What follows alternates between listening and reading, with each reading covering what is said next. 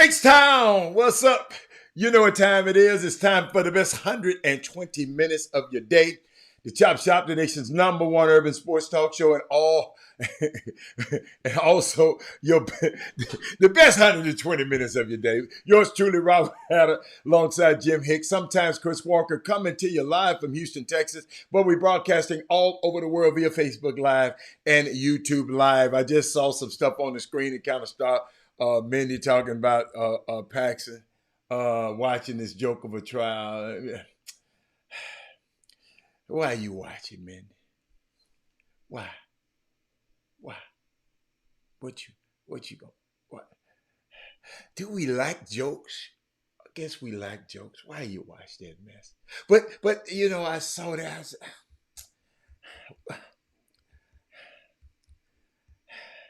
Y'all just hurting yourself when y'all watch some of this mess. But I'm glad you brought that up. But I'm glad you posted it on the screen. It's Tuesday. Great day, Labor Day. Tomorrow, I got some stuff I want to share with y'all about Labor Day. And I meant to do it today. Maybe I'll do it a little bit today. I don't know. But it's a unique subject about us and Labor Day. And I'll see if I have time today, but it's unique. It's unique. I know you're celebrating barbecue, but there's some things I want to share with you about Labor Day. But the day, my starting five, I've been in YouTube. Ivan Pettit, D. Holcomb, Rod Wells, Jeremy Davis, and Eric Boone is in the building today. Let's see, on Facebook, we got Alex Cicero, Sonia Billingsley, that is Moody. He was a little late yesterday. He said he ain't going to be late today. Who else we got over here? We got Daryl Anderson. We got Lance Keisner is in the building. Excuse me. Lance Kaiser is in the building. Oh, this golfer named Kevin Kisner is messing my palate up here in my speech. Lance, my bad. Kaiser. Brad Kimball, I see you. But who else? Mindy, I see you out there, Mindy. Yeah, Mindy, quit watching that mess.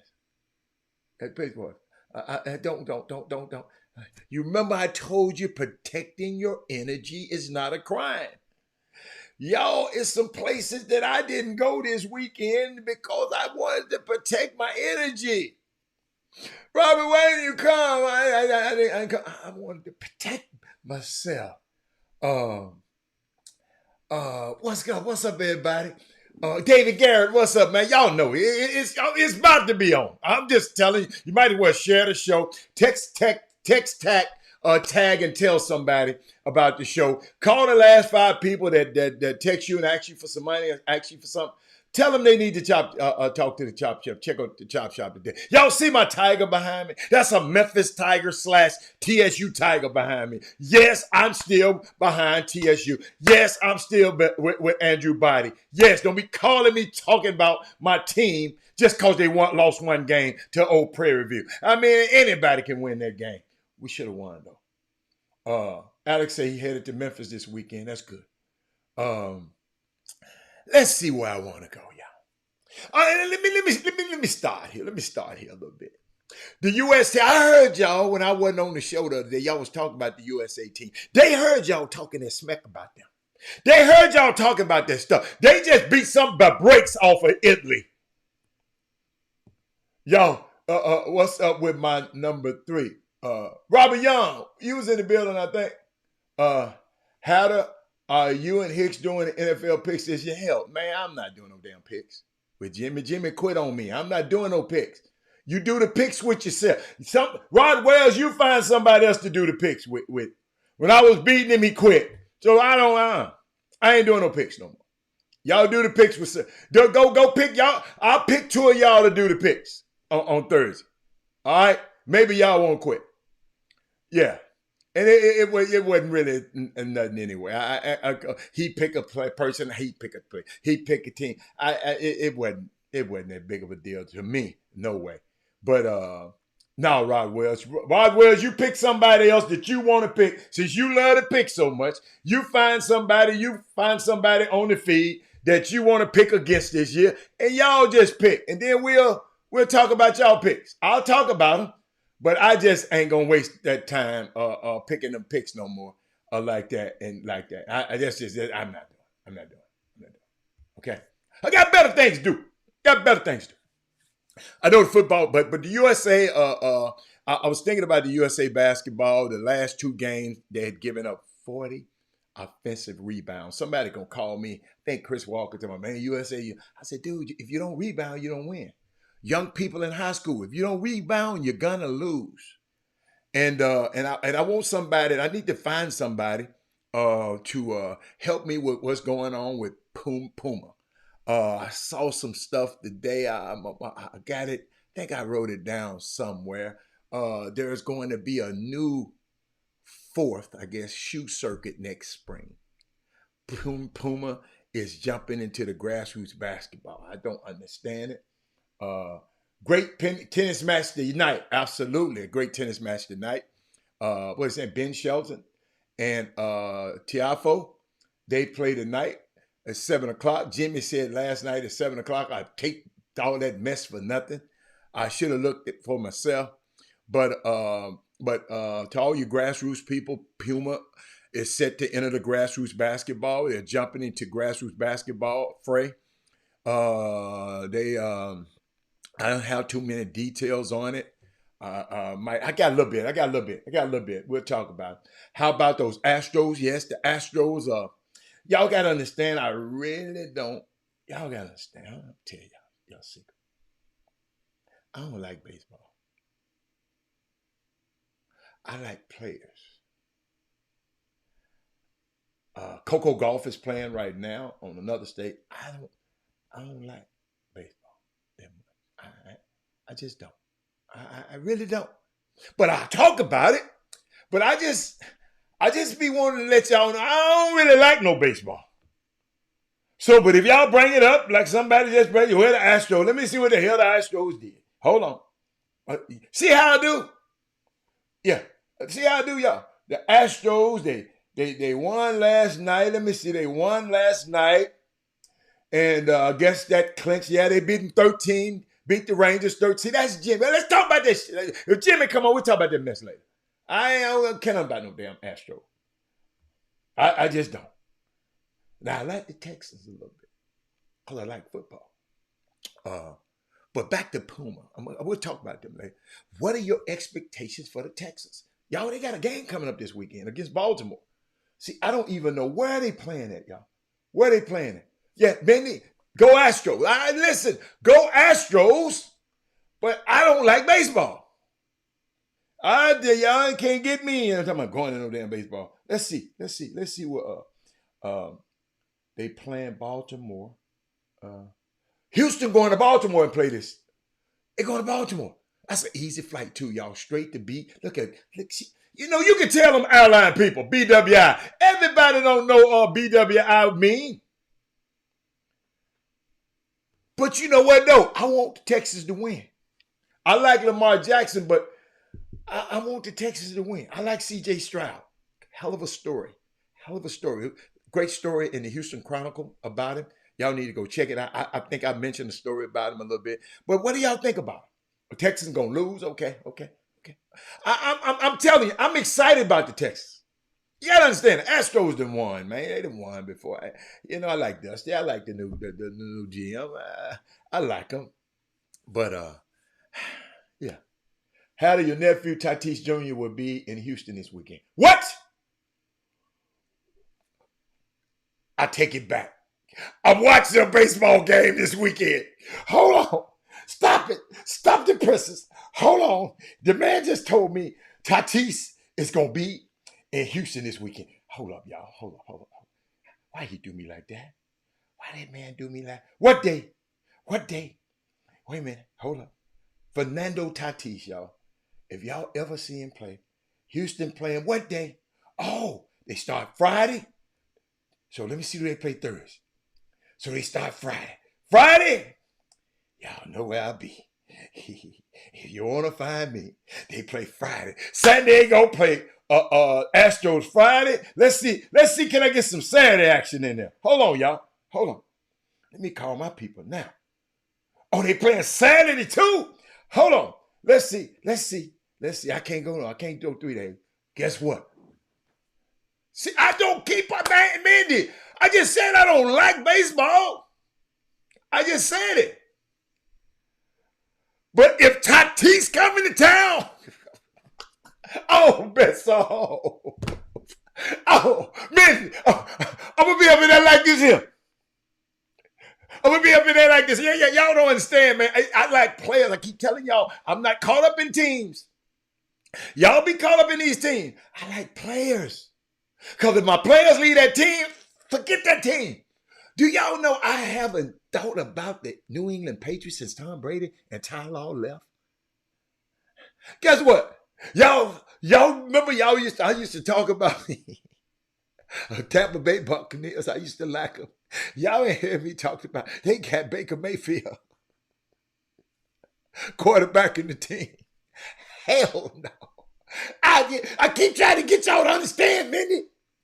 Fernando Tatis is going to be in Houston, and you think I'm not going to be there? Mindy, you got to be out your mind. Thank you, Rod Wells, because Mindy ain't going to tell me nothing like that. See, Mindy, I got so much stuff to keep up with, Mindy. I ain't kept up with that. But thank you so much. Thank you so much. I really don't know what you expect for the Texans to do. I just like the Texans. I like C.J. Stroud. I told you I like players.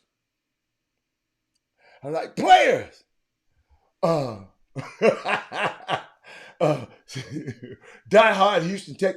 Okay. He a Houston Oilers. Dude, how the hell you can be a Houston Oilers fan?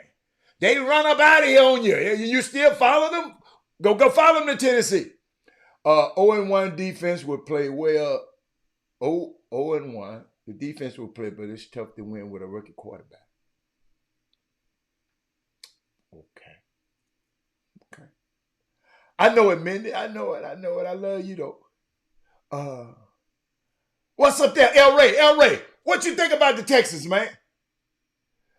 Man, hey, El Ray, do me a favor, El Ray, so y'all don't think I'm crazy. All of y'all, let's go in unison. Everybody go Google Fernando Tatis Jr. highlights. Then you'll understand. Ain't no other player like him. Now his team might be getting their head towed clean off the bone. But I ain't never seen nothing like this. But guess what? I also like Acuna. And I also like the little dude, Eli. These guys just seem like they could have been athletes in any other sport, and they just chose to go to baseball. That's what I like. I don't like them a boring-ass baseball player. I don't like the Yankees. You got to shave off your beard. Shit. Y'all can like that boring-ass sport all y'all want to. I don't care. Let's go. I'm looking at the comments because I know they've been talking about me. I don't think I had to tell you since I forgot. My grandson was in town. You think I'm worried about Tatis? He said, when Lanier says you can't let the inmates run the prison, I stop supporting. Y'all, let me help y'all. Let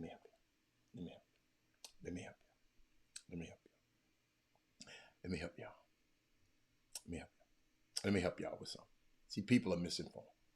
Do me a favor. Kevin, I love you. Go back and look. Kevin, That was in the meeting amongst the owners. The owners is 30 billionaires in there. Help me. But Roger Goodell and all the other people in the NFL office was trying to tell the 30 billionaire owners what to do. This was in an NBA, this was in an NFL meeting. And he said, we can't let the damn inmates run the prison or the asylum. He didn't say nothing. He doesn't equate that to his team. But we hear this little bull crap on social media and don't know the context. Go back and look, Google it.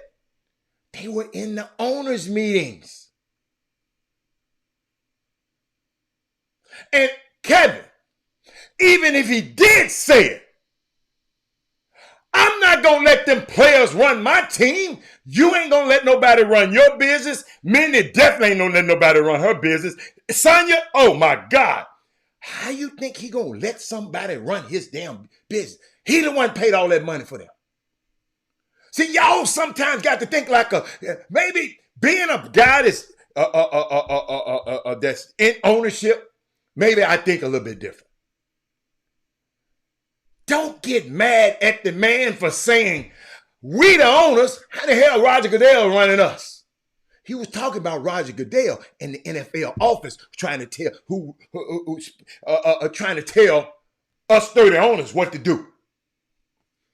I hope you don't take that nowhere else. I hope you go and research what I just told you. Because what I just said, go research. They was in a meeting. Troy Vincent and Roger Goodell, the people in the office, who they pay. And they pay. And them dudes there trying to tell them what to do. All right? Hope you got that. Just to be sure to sit on the Padres side and cheer for the Padres. The Houston Astros the one go give me the ticket. Minnie, I must be sitting down there with Bob Crane. Man, cheering for Tatis. Oh my God. At lunch, about office being team being rude, love y'all. With the office team being rude. Okay. Well, I don't know.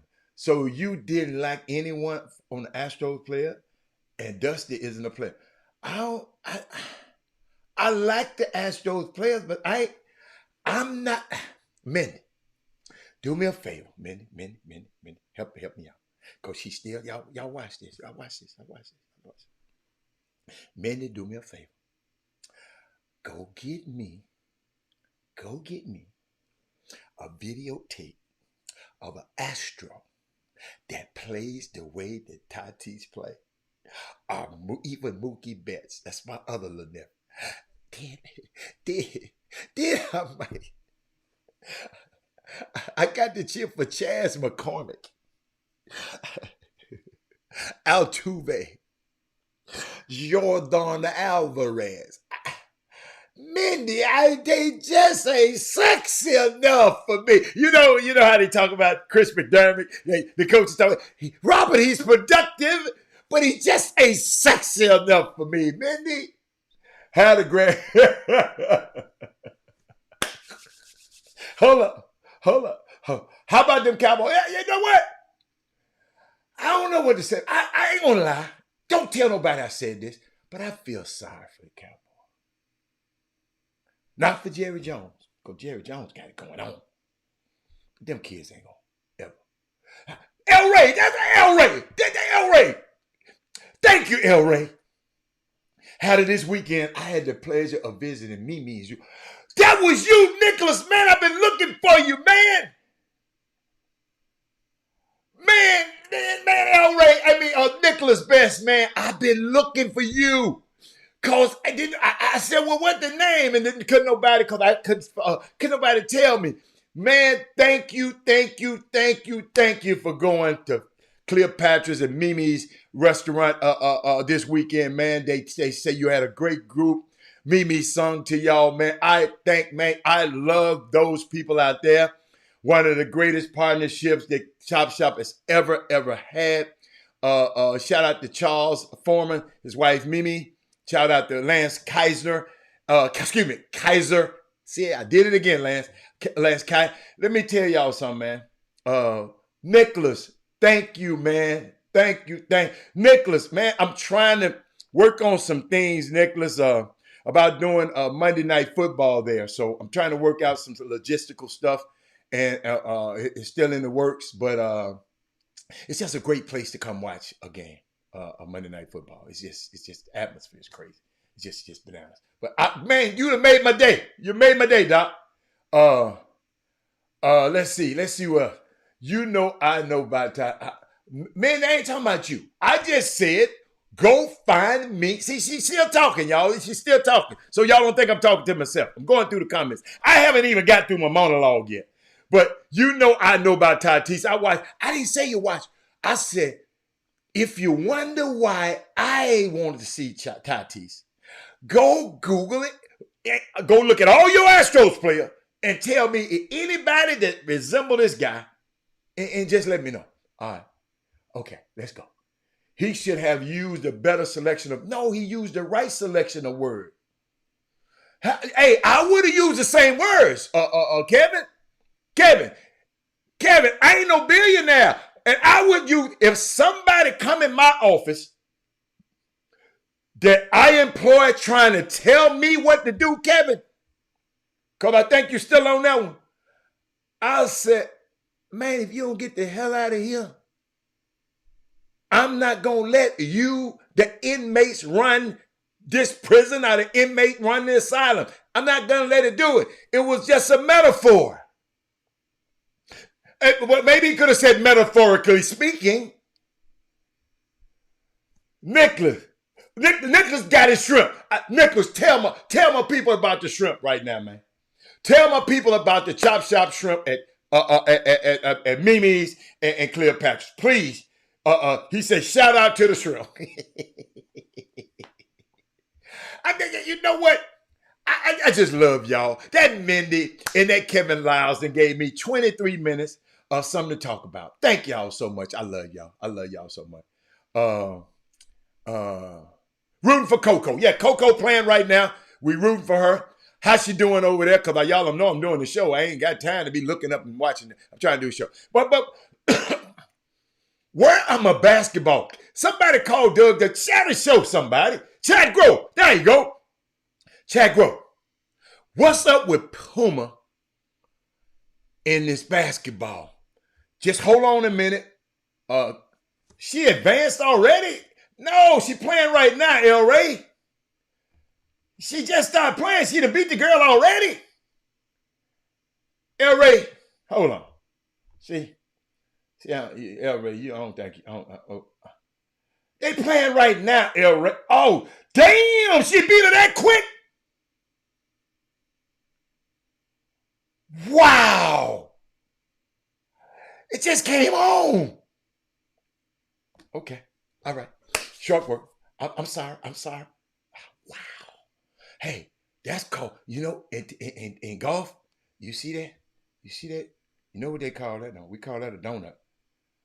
When you beat somebody by 6-0, we call that a donut. Wow. That's fast. Oh, I like that girl. All right. Okay, hold on. I got something. You know, I saw something. I saw something. Y'all got to help me. Talk me off a ledge now. Because I've been seeing stuff. I saw this, y'all. We got some, share the show. We got some disrespectful ass people out here. These fans in these stadiums. TCU. Watch this.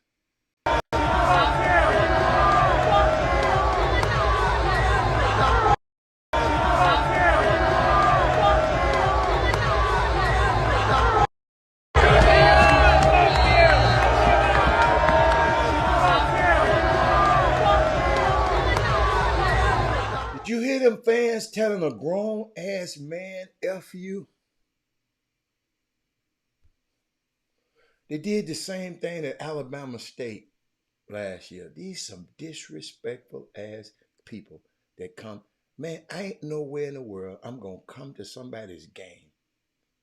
First of all, you're privileged enough that somebody to buy you a ticket to have your little crush their ass in the gym, in the game, and you gonna come in there and cuss the opposing coach out like them disrespectful ass fans at Alabama State last year, and you little clown ass little old boys can cuss your scary ass in the stands, but ain't gonna come out there on their field and say nothing.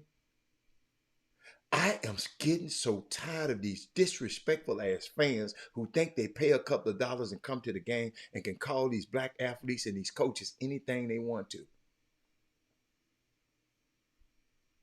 Do you think opposing? Well, they might. I can't. Do you think they do Nick Saban, a Mac Brown like that? F you before the game? Maybe they do. I don't know. But if they do, they are some. I've never heard it, but there's some disrespect. Do y'all understand what I'm talking about? Do y'all understand what I'm talking about? And one of these days, Kedrick Lewis, you're gonna figure out you don't tell grown people what to say. Just sit there and just listen or make a proper comment. I know what you're trying to do. I done figured your ass out a long time ago, bro. Hey, we done figured you out. That's the student section. They put them in there on purpose. But I'm talking about the student section. Even if they don't pay.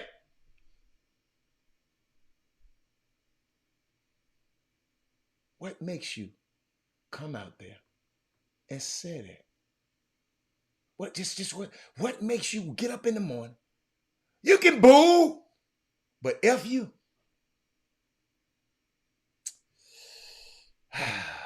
You ain't helping. You ain't helping. You ain't helping.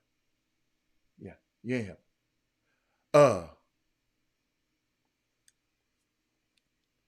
Then I'm reading P. Diddy has reassigned his publishing rights back to all of the artists and songwriters who helped him build Bad Boy Entertainment. See, this what being a boss, you can do whatever you want to do instead of running your damn mouth and commenting on other people's shows.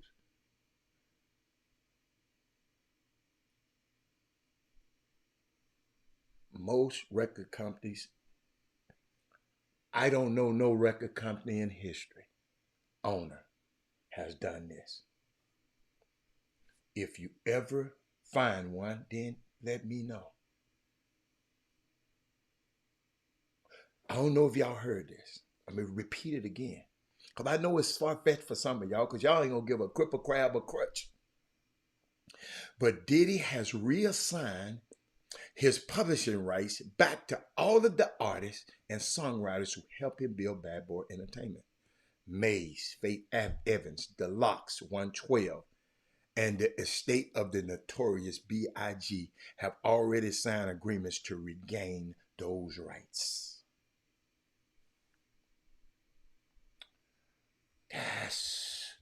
See, bosses can do that. See, I just I ain't had no comment on that one. People want to comment. Comment on that. You're trying to help that.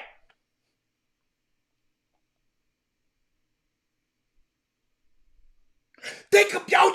Do y'all know anything about the music industry? Maybe y'all don't know.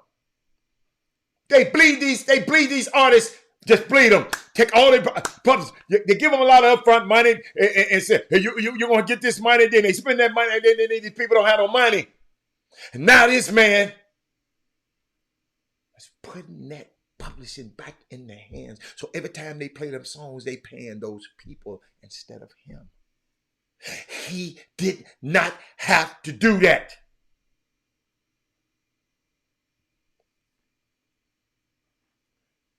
Well, guess what? He talking about the Locks been fighting him for years. He still didn't have to do it. Don't you think people fighting Columbia and Arista and Clive Davis and all them, don't you think they fighting them too? He said, wait a minute. Hold on. I can't be like them sorry ass people. I can't be like Clive Davis and all of them. I went to Howard. I know my roots. They call me gay. They call me all kind of, they call me all kind of things. What's up, James Gentry? What's up, Rosa Order? I see y'all pop up there. Y'all ain't saying nothing. Say something when you come in the building. Just like what Mama said. Don't just walk in the house. Knock on the door when you come on the show. Y'all knock on the door. They're fighting, but this man said, okay, I'm finna spend all this money on lawyers. Instead of paying lawyers,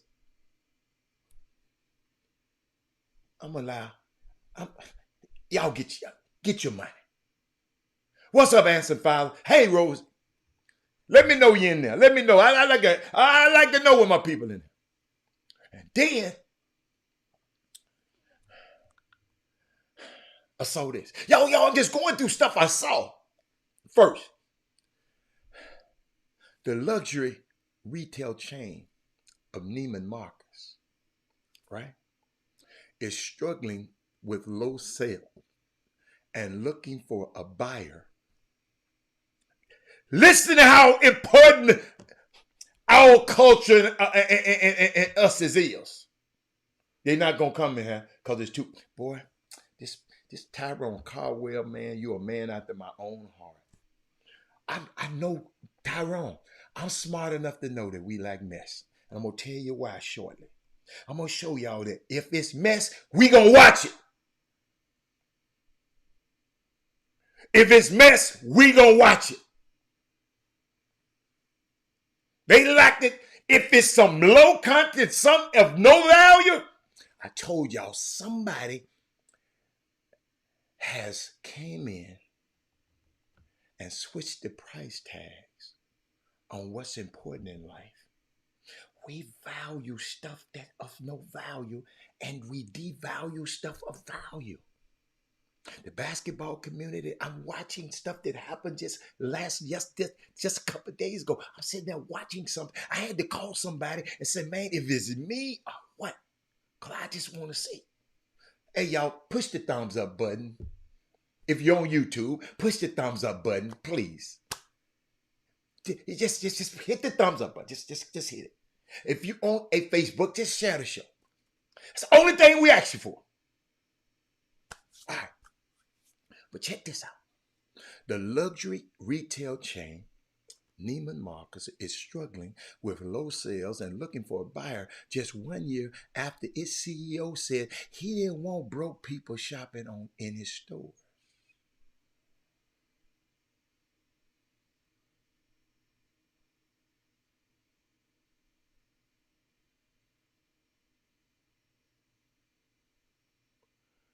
The company is in talk to sell itself to its competitor, Saks Fifth Avenue.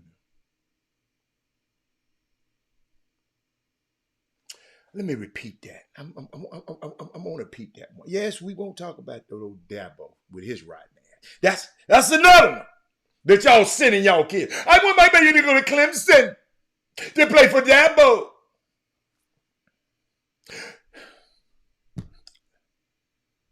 Luxury. I don't think y'all hearing me. See, y'all so locked into the sports world, them people want y'all black asses concentrated on sports so you won't see what's going on in business. Let's keep them bogged down on sports. That's why I always switch away from sports. I do that intentionally. I can sit up here and talk about all this damn mess. I can sit up here all day and push this button right here and talk about Team USA bounce back. Sweeney calls Clemson a stunner, the weirdest game. Henderson defends Saudi deal. U.S. Open ejects and uses Hitler regime. I can sit and talk about that mess. But this something that the CEO of Neiman Marcus, some of y'all might not shop there, which are smart, like I do. I pass through there because they're an anchor store. I have to go through there to go to my stores. They're struggling with low sales and looking for a buyer just 1 year after the CEO said he didn't want broke people in shopping in the stores. Y'all, who you think he was talking about? What's up, Keith Lickers? Who you think he was talking about? Share the show, everybody. Thumbs up. Looked like he had more broke people shopping at his stores than he thought. Y'all, we just got to get smarter. Dabo about to blame this loss on these 19-year-old kids getting $6,200 to make a commercial about some cheesy tater tots. He gonna blame it on the kids. He getting humble. Him getting humble is the most beautiful thing to see right now. He don't want these kids to get no money. He want these kids to run out there and get. That's why I call the SEC the Slave Economic Concerns. SEC. He wanted you to go out there and get your head busted. I get me $8 million a year, but don't dare let one of these student athletes get nothing. And y'all constantly sending your black ass kids up there to play for them. Great job, Duke. I don't like you either, but great job for beating. I'm sitting up here, y'all. Now I'm going down the road. What time is it? Hold on. Let me take a drink of water. Y'all hold on. Y'all can comment. But guess what? I'm gonna take a drink of water. But I got to talk about these two people right here. If you haven't tasted Solomon and Brian's wine, and if you're a wine drinker and you're on this show, I can't believe it. I just can't.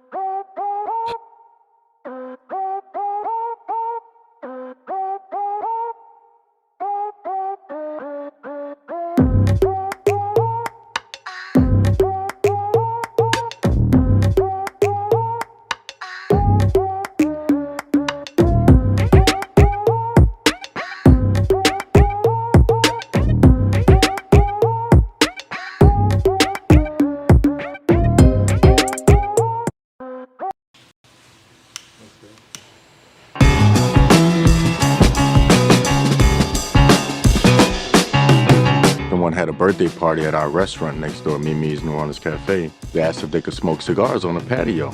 Told them yes, and they stayed a little late, and they said we don't have anything like this in this area. So we decided to pray on it, and collectively we decided to move forward. You know, there's a need for it. This is this old part of Richmond. It's growing. The new courthouse is right there.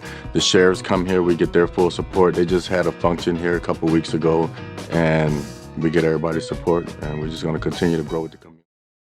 Welcome back to the best 120 minutes of your day. Let me tell y'all something. Hold on. I got to give a shout out. I don't know if she's watching the show first. I don't know if she's watching the show today. But a friend of mine's mom, Miss Rose Hunt. Miss Rose, if you watching this show today, hey sweetie. The other day, because she listened to the show, because her son has it on when he over there visiting. So she don't always look at the faces. So one day, the day I was out, she said, "What's wrong with Robert today?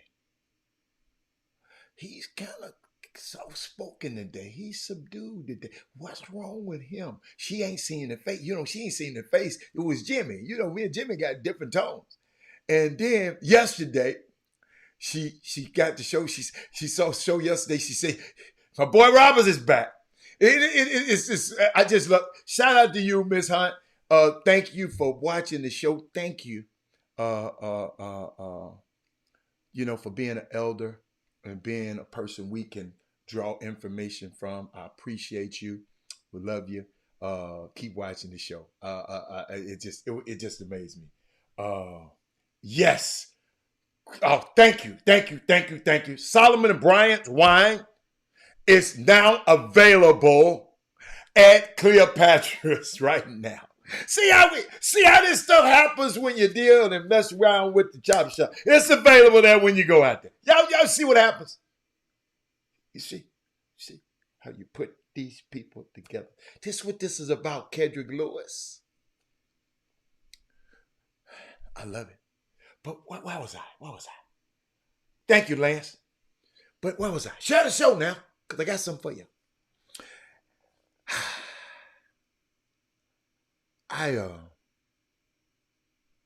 Yesterday, and I wish he was on the show today, but he's not. I don't see his name up there. Coach Leary. Deion Sanders was talking about bringing Shedeur Sanders to a camp at TCU's and TCU's offensive coordinator, the guy who he played with, he was at the camp. Okay. And he didn't pay attention to Shedeur at all. I think his name, Kendall Briles, and it might be Art Briles, some kind of Art Briles. Kendall Briles, the offensive coordinator. They go to the camp. That guy wasn't paying Shedeur no attention. Shedeur remembered that, and he wanted to beat that guy so bad that he just went to work on Sunday. Stephen Lurie, I got you. Watch this. Go to TSU's camp. They weren't paying no TCU's camp. They weren't paying no attention to him. No attention.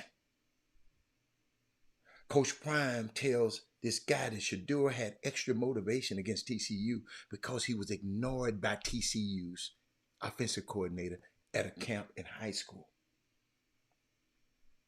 Y'all receipts run deep. I just want to let y'all know that. And Larry, I just want to let you know that, man. That's when people was talking about he was out. They weren't even paying him no attention.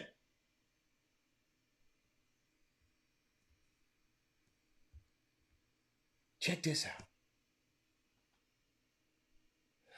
Oh, man, Trey Phillips went to yesterday. Yeah, they closed on Monday. Oh, man, he went up to Cleopatra yesterday. Now, Trey Phillips is a cigar aficionado. I promise you, every time he posts a cigar, I take a picture of it and look at the wrapper. So if ever, I talk to some people trying to recommend a cigar, I recommend what Trey Phillips be smoking. Trey, unlike Chris Walker, I'm going to tell you where I got it from you. Y'all, Chris Walker was on a show yesterday and used another one of my sayings and did not give me credit for it. See, I'm giving Trey credit. Y'all see how easy it is? Trey, Stephen Lurie, you see how easy it is to give credit to somebody?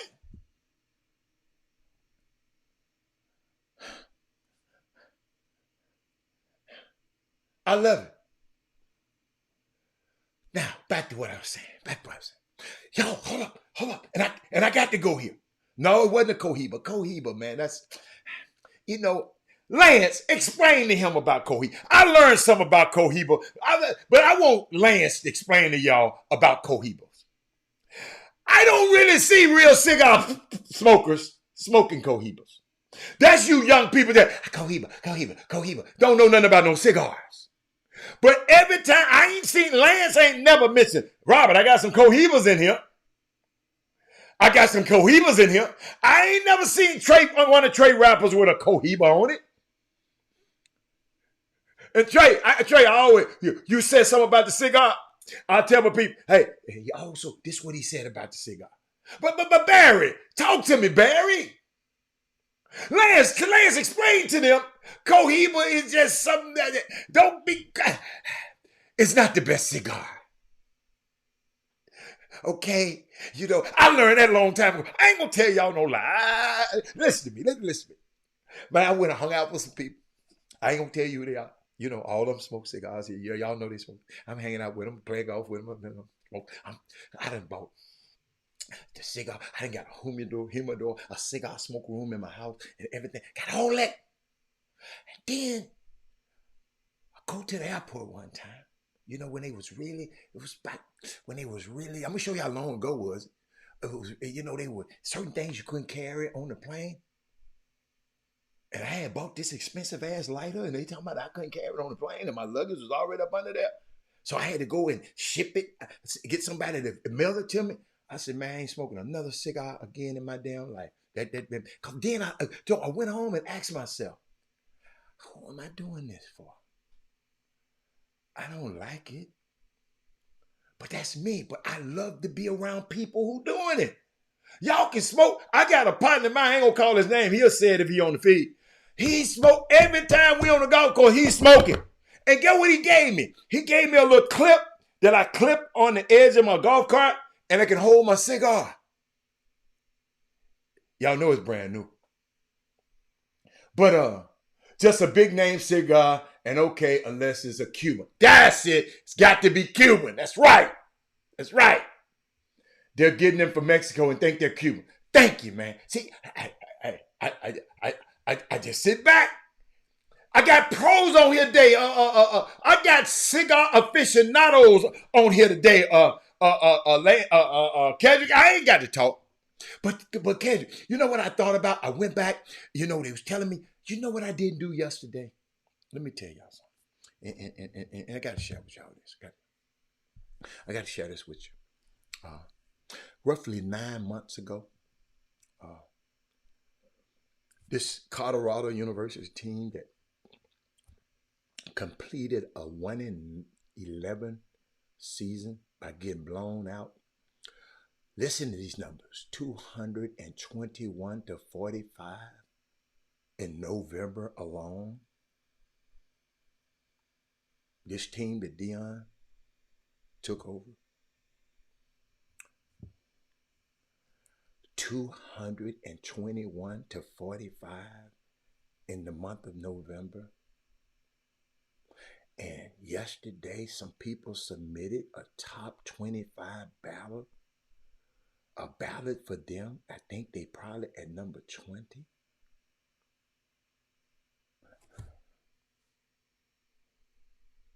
Then on Saturday, Jimmy Horn Jr. had one of the best games ever for Colorado receiver ever. He had 11 catches for 117 yards and one TD. And I didn't even mention his name yesterday. Let me repeat that. Jimmy Horn Jr. had one of the best games ever for a Colorado receiver. 11 catches, 117 yards, one TD. And I didn't even mention his name yesterday, and none of y'all did. Maybe one of y'all, maybe someone. That's how impressive what these guys did and Shador did, Travis Hunter and Dylan Edwards were on Saturday. Horn's performance was just the 13th in Colorado history with 11 plus catches, 100 yards, and one TD ever. It was unique. I was just thinking about that. I ain't talk about this kid. Jimmy Horn. Yeah, we talked about Travis Hunter all damn day. I'm down there. Travis Hunter's out. Yes, some people. I haven't heard Dion say it, but they say he said it. I haven't heard he said it. That they said Travis Hunter was offered $1.5 million to leave to try to get him out of the portal this year. I can believe that. That's believable. Dylan Edwards had four touchdowns in his first game as a pro. Absolutely. We talked about Dylan Edwards. We talked about Dylan Edwards. Evidently, you wasn't here yesterday, Simeon. We talked about him, but I did not mention Jimmy Horn. He said, I'm rooting for Colorado and Coach Prime. I hope he goes left, but realistic here. You know what I'm thinking about? How many of y'all, tell the truth, how many of y'all were mad when he left Jackson State? Talk to me. It's okay. It's all right. Okay. I ain't gonna mess with you like I do Kedrick Lewis. How many? Y'all can talk to me.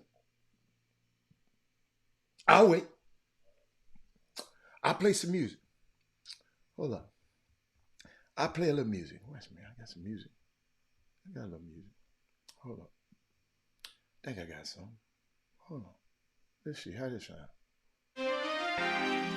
Oh, I got that one.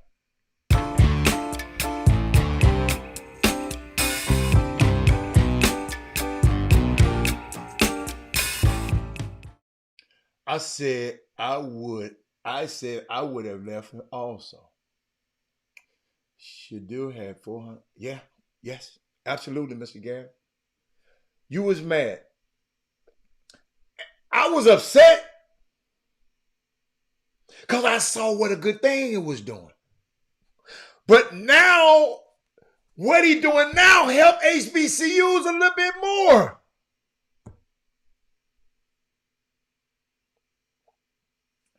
I was hot because I like Jackson State. Y'all, I kind of fell in love with Jackson State.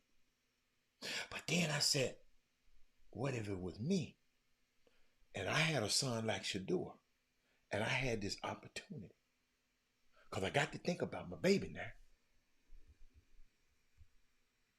So when I thought about that, I said, I couldn't be mad at no. Hey, Anisha! She talking about I'm hilarious. That's my niece, y'all. Her and Lance went to school together. Y'all help me. Y'all. One of the best things I heard out of all of this is how prepared Prime was for everything that was happening. I know, because you don't know him like I know him, Eric. Eric, I'm not surprised.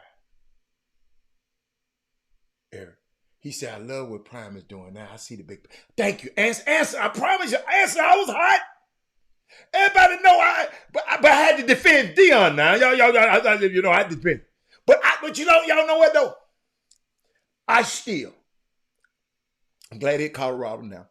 But if that president, that dude that got fired, if he had treated Dion better, I don't think he would have left. That's just me. I might be wrong. Now I'm glad he left. Thank you, Mr. President. Tanya, what that dude name? Who y'all ran out of there, who was messing with all the damn girls on the campus. Yeah, I'm talking about his ass. What's his name? Let's see, Eric Harrison, my guy, just hit me up. Okay, I got you. I think his platform is bigger now. Before he'll ever. Y'all, let me tell you something. His son went from being a quarterback. Y'all talking about, some people came over here. Well, I already, no, y'all used to fight me when I used to talk about Shador Sanders. Y'all know who y'all are. I just wish y'all just come out the closet. Yeah, y'all thought I was crazy. And all I was telling y'all, I'm watching this dude and the stuff he's doing translate. I even told you, I've been in this business for 30 years, but y'all didn't care. He just liked Dion so much. Coach Walker, you just love Dion. Dion got a killer over there, man. See, y'all watch it. Y'all watch it. Share the show. Y'all watch it. I got something for y'all. Watch it. At your introductory press conference, you say you bringing some dogs.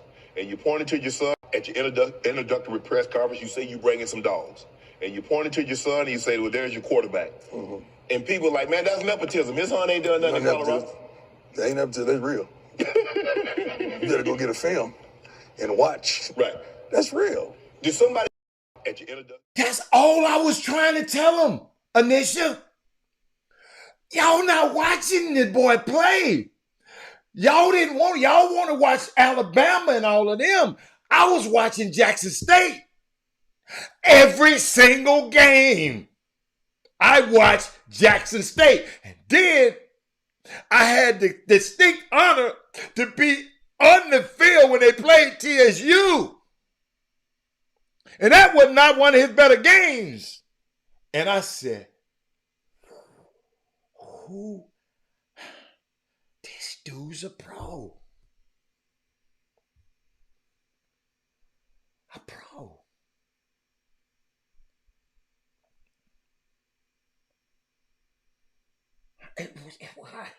Emotions make us miss the big picture.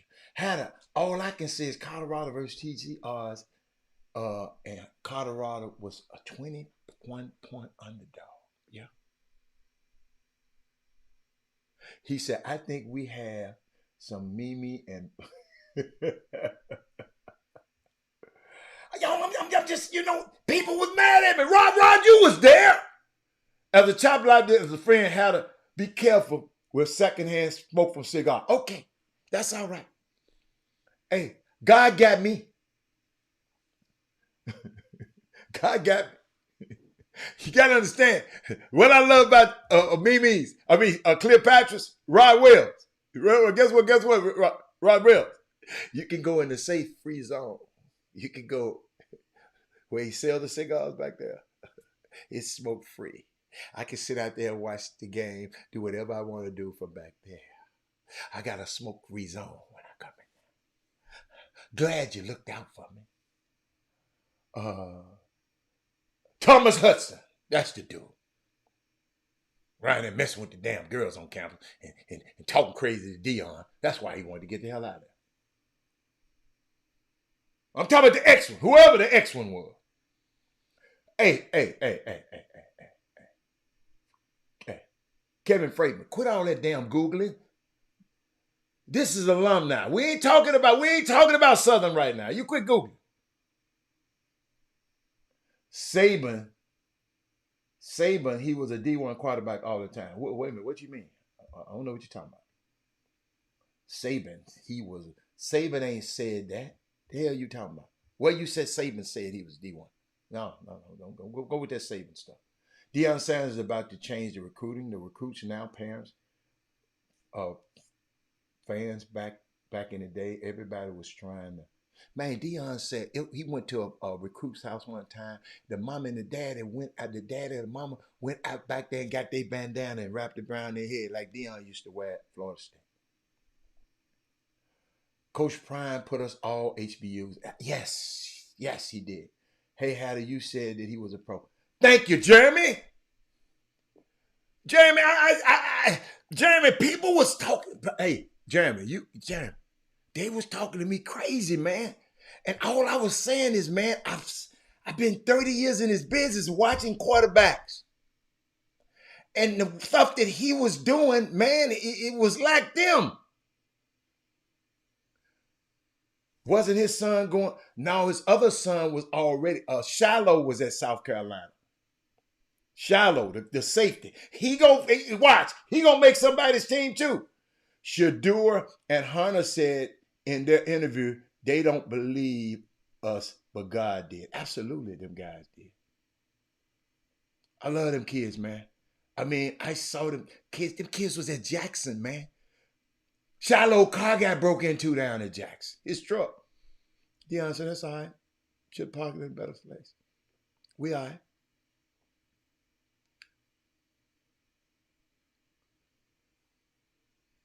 He talking about Southern. So let's go. What else? Did I finish that? Deion, y'all. And then, y'all. Hold up. I'm going to go here first. What the hell is wrong with Jason Terry? Y'all, let me tell you something. And the reason I'm talking about this, I ain't trying to talk. Our young guys got to know this. Don't be doing this. Ex-Brooklyn Net. And he just got the job with the Jazz. Assistant coach, he accused of stiffing a celebrity juror with a $25 diamond Rolex. Y'all, let me explain this. I've seen this before. I've seen this before. seen this before. Okay? All right. And I'm going to explain to y'all. Yes, Tom Brady. Tom Brady is not only mentoring his son, Tom Brady is giving his son a check. Because, you know, Darryl, I'm going to help you. Because he endorses the Brady line of clothing. Okay? He's not just tutoring his son. He's sending his son a NIL. But former Brooklyn Nets star Jason, he's accused of refusing to pay $25,000 for a diamond-encrusted Rolex that he rented at an event and later agreed to buy it from the celebrity jeweler. The court papers said. Terry rented the 23.5 carat stainless steel customized timepiece from prolific New York jeweler. I ain't gonna call his name. I ain't gonna give it no damn credit. The 19-year-old, he borrowed the flashy watch to wear out at Dre's nightclub in Las Vegas during the summer league. He said instead of returning the glitzy timepiece, the former NBA nicknamed the Jets said he wanted to buy it, so he kept it. So send the man a check, player. So this guy, who is said to have some of the blinged out pieces, he sold to Floyd Mayweather and Kim Kardashian and Tigger, Snoop Dogg, and has rubbed shoulders with the likes of Tom Brady, agreed to sell the piece for $25,000, which Terry agreed to. The papers allege on July the 10th, Terry, who also played for the Atlanta Hawks, Boston Celtics, and giving this whole thing, Dallas Mavericks, text the guy and said asking for his bank account information so he can wire him the money on July 13th. But the money never came. Maybe he forgot the wire. Whew. He never returned the watch.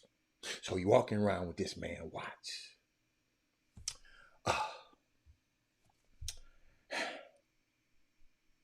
Yeah. Man. Jeremy, I didn't talk about it, but I played the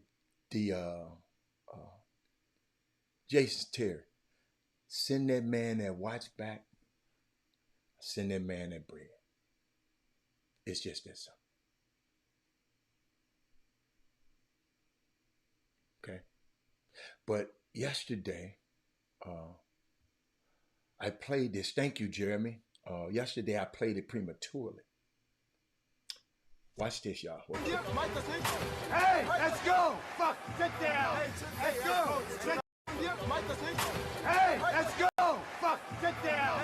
Let's go! Sit down! No, you don't tell me what to do. Sit down! You got timeout! Let's go! Don't sit! I know, I'm just telling you to sit down! Come here! I'm gonna let that resonate. Y'all know how I'm feeling about this right now. If anybody know anybody on this, been around this show long enough, y'all know I got a problem with this man putting his hand on me.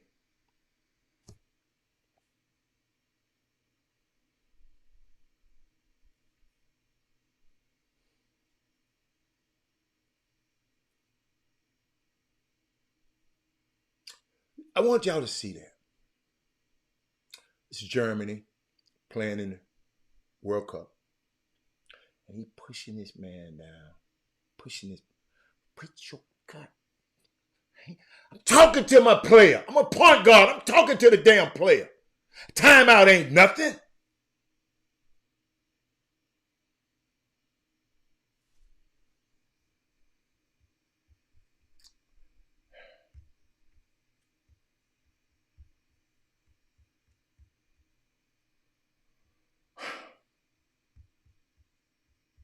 Let me play it one more time. I don't think y'all get it yet. Maybe y'all used to people doing y'all like this. I'm not. Hey, let's go! Fuck, sit down! Let's go! Sit down! Hey, let's go! Fuck, sit down! Let's go! Sit down! No, you don't tell me what to do. Sit down! You got time? No, you don't tell me what to do, but you can grab me.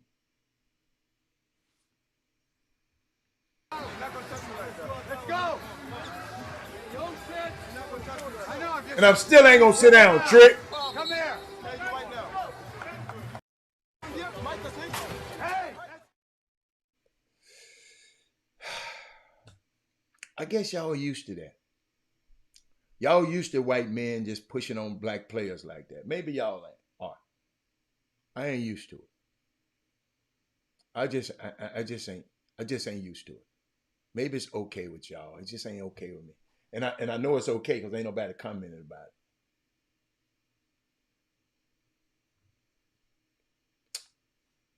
Yes, Daryl Colbert Jr. Yes. He's the quarterback whisperer for Shadur Sanders. Absolutely. Doug, I'll put that up there. Thank you. I ain't like that, man. I that kind of bothered me a little bit. No, it bothered me a lot. It just bothered me a lot. Like I say, I see it didn't bother y'all. You can do whatever you want to my son, coach. It's okay.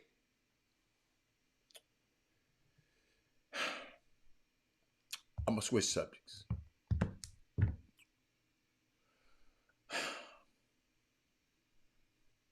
I just can't. I just don't get it.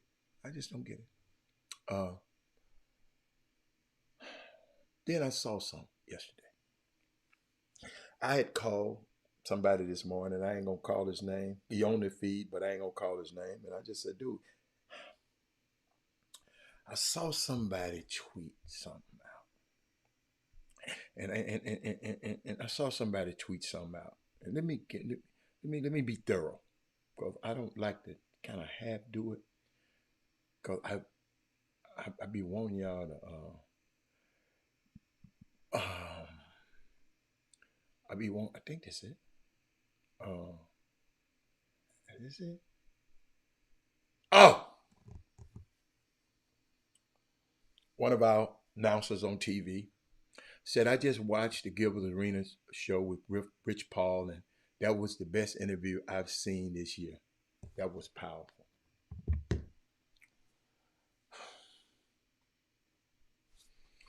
So I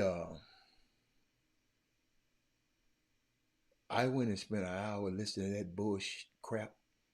What I'm sorry. That bull junk that Dion said. I'm trying to get better, y'all. But sometimes you got to be profane to be profound. And I want to be profound right now. Somebody said that's the best interview they ever seen all year. What's up, Marcus Carey?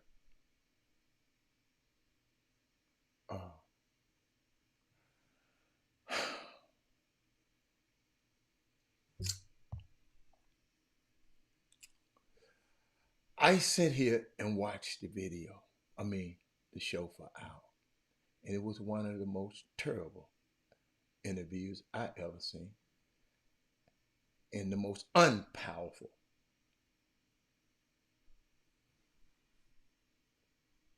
Maybe because I know a lot. But I called somebody else that wasn't in a position that I was in. I hadn't been in the rooms I've been in. And I asked him, he said, man, you're right. I thought it was freaking terrible.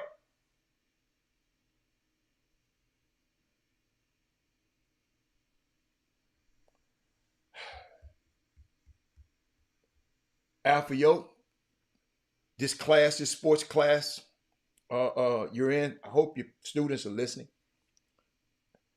Young people, have your own mind. Don't let people influence you.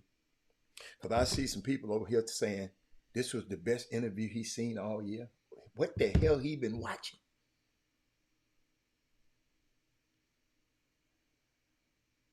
I got a question for you. For your brunsexuals. For your LeBron love. I love LeBron. But somebody sent me this. Said, Robert, how sensitive is LeBron needing to send his buddies out in the media? Apparently, too much magic and stuff. Somebody make sure I got this. Robert, How sensitive is LeBron? Needing to send his buddies out in the media? Apparently too much Magic and Steph stuff recently? And how about sending his PR staff on a show where some disagree with at least one thing that they say about any subject instead of just bobbing their heads? Send it to y'all know if you come on this show,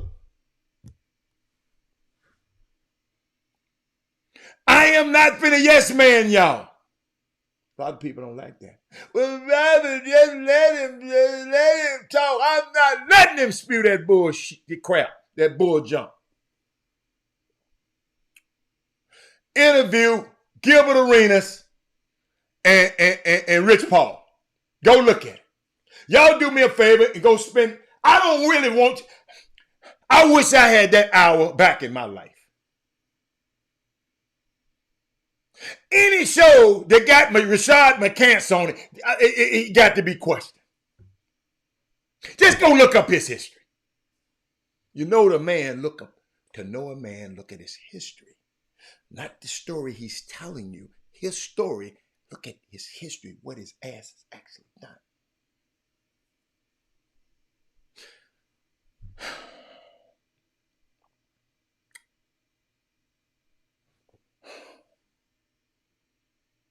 Nobody questioned him.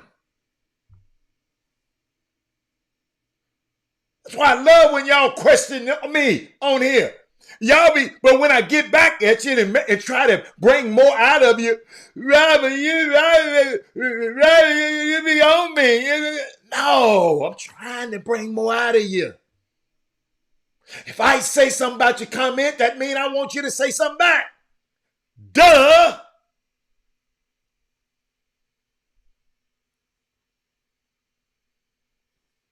I just want, if you're watching the Chop Shop, and guess what?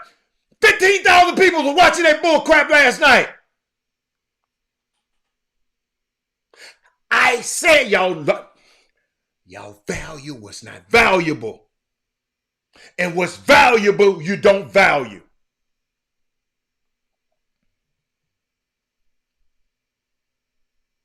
We switched the price tags on what's valuable. I'm not going to talk about the kid like that. That's not fair. I don't agree with this comment. I don't like that. Don't say that about the kid. No, don't say that. These kind of comments you don't have to say that. No. Somewhere, somebody just didn't put enough in him. He didn't take another out of him.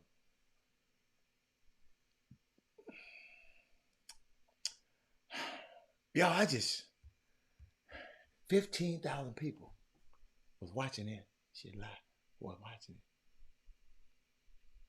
it. I spent an hour trying to find, because somebody said it's the best interview. Kendrick Perkins said it.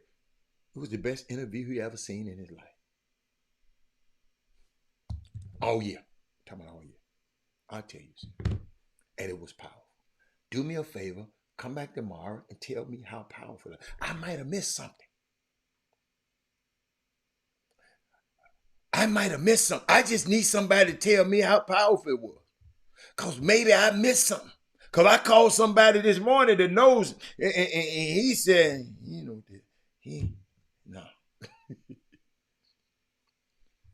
I'm just trying to get you in a place. We got to get smarter, man. I love sports. We're going to talk about sports. But boy, when we got all these people together like this, we got to take advantage of this. Kevin Lewis. I hope is you in a kid to Kedrick Lewis? Kevin, watch this, Kevin. You do it for ratings. So I'm saying the people who watching it, the people that the rating, they've lost. They value what's not valuable. I sit there and wasted an hour of my time I wish I had back. See, people be watching this show and they ain't showing me, but he texted me so they know. Colorado Buffaloes ranked 22 in the coaches poll. 22.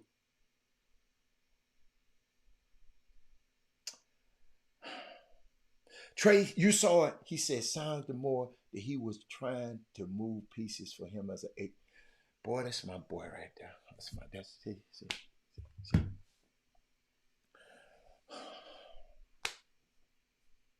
I just want y'all to see through that bull crap. When we gonna start valuing smart stuff instead of valuing dumb stuff? Like these little dudes in the damn dressing room, the New York Jets players dancing to this little nasty ass girl, Sexy Red.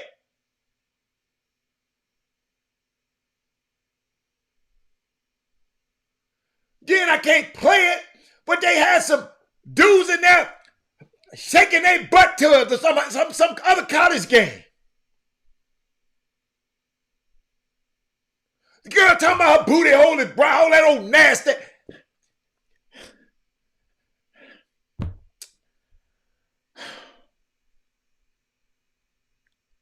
Talk to me.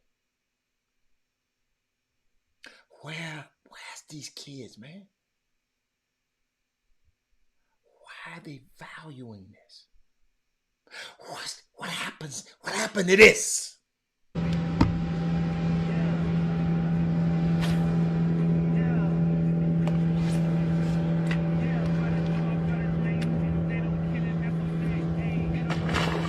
Set the hook. Stay on him, son. Come on. Hold up. Let me tighten this up. See what happened? What happened to that?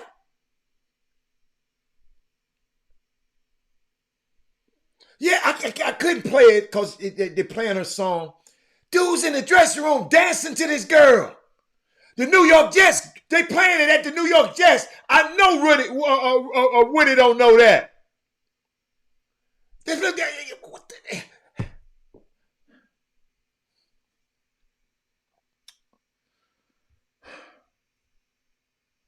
What's wrong with that?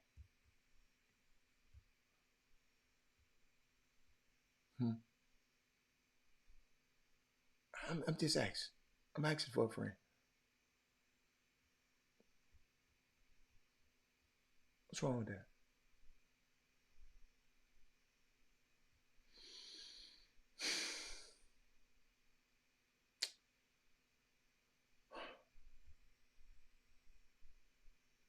This is what we do.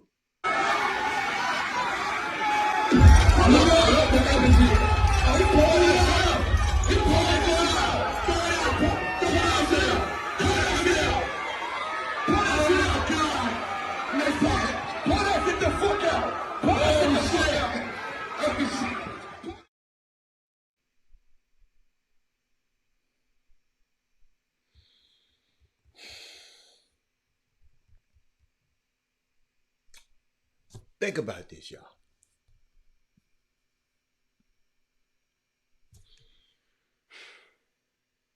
Rich Paul said, I just think LeBron James antlers is in platinum and Michael Jordan's may be in gold. Why? Because he had to be compared to Mike. Who did Mike have to be compared to?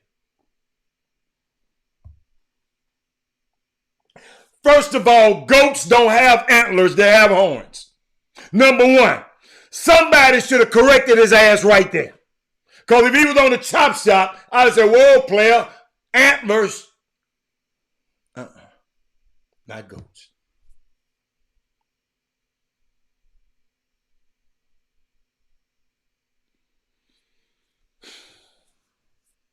I think LeBron James antlers is in platinum and Michael's maybe in gold.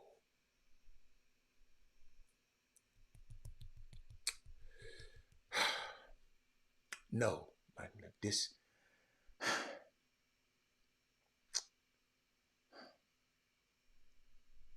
a moose have antlers, whereas goats have horns.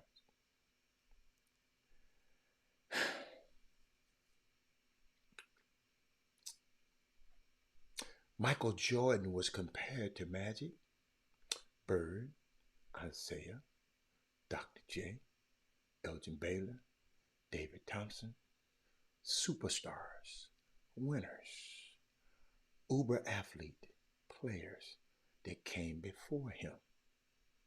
Just because people forget or don't understand the rock star that Dr. J was, don't mean he wasn't him before MJ.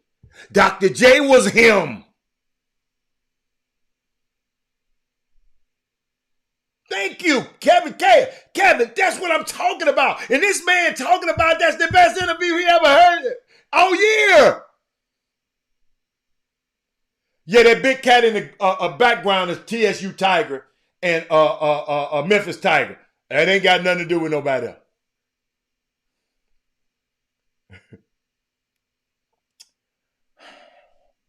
Y'all, we can't keep letting these people give us this mess on this mess. And y'all sitting there, man, y'all listen to me. When I finished, I can get through all of I said, man, I can't believe I let this man waste my damn time like this.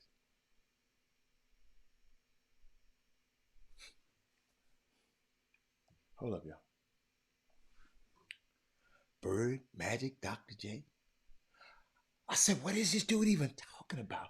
Basically, he's saying LeBron gets more criticism, and that obviously levels him up more than MJ. Okay? He gets more criticism. Yeah, there's more eyes on LeBron. Yes. There's more eyes on LeBron. I agree with that. But Mike had to be compared to Dr. J, Magic, Bird, West, Oscar, and all of the greats before him.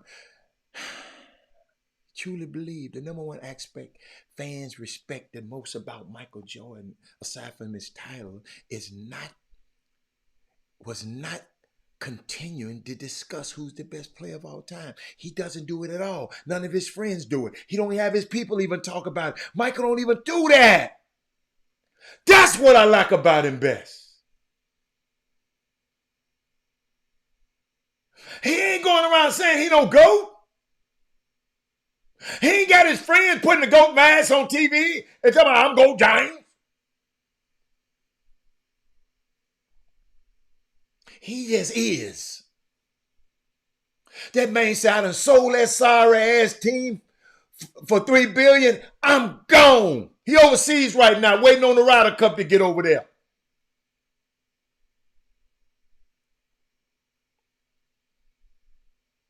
And these guys around here doing press junkets about the horns of platinum and gold. And y'all listen in this mess.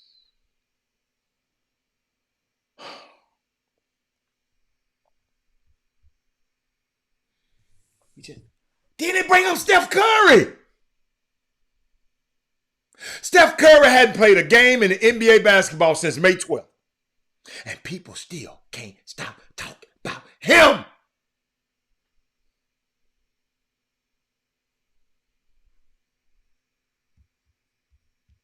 Hold up, y'all. This was Steph saying probably right now. And Mike. Leave me out the comments, leave me out the nonsense. Speaking out of context, people need some content. Leave me out the comments. Hey, who's singing that, y'all? Who's singing that leave me out of the context? Hold up. Leave me out the comments, leave me out the nonsense. Speaking out of context. Oh, who is that, y'all? I didn't even get it. Somebody sent it to me to play for y'all today. Leave me out of the content. Leave me. Oh, that's great. I didn't know that. Thank you, Freidman. See, Freidman, you can tell him rap. He'll rap. He listen to rap. Had I'm reading about CBS Sports wrote about Colorado being ranked 16. All I can say is them people are going to really try to slander whenever they can. Of course. Trey, The man said, leave me. Hold on, I like that one. Leave me out of your comments. Leave me out of your content. Oh, I like that. Leave me out the comments, leave me out the nonsense. Hold on. Leave me out of the nonsense. That was Michael, and that's what Steph's saying right now.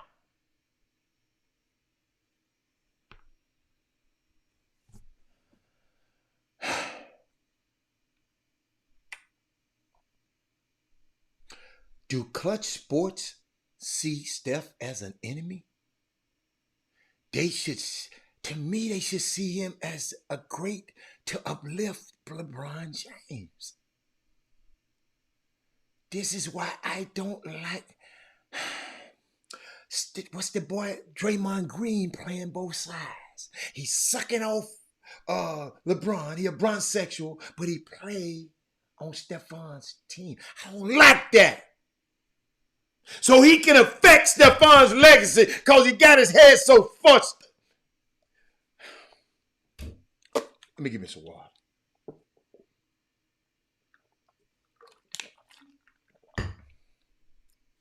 Do y'all hear what I just said? Should I say it again?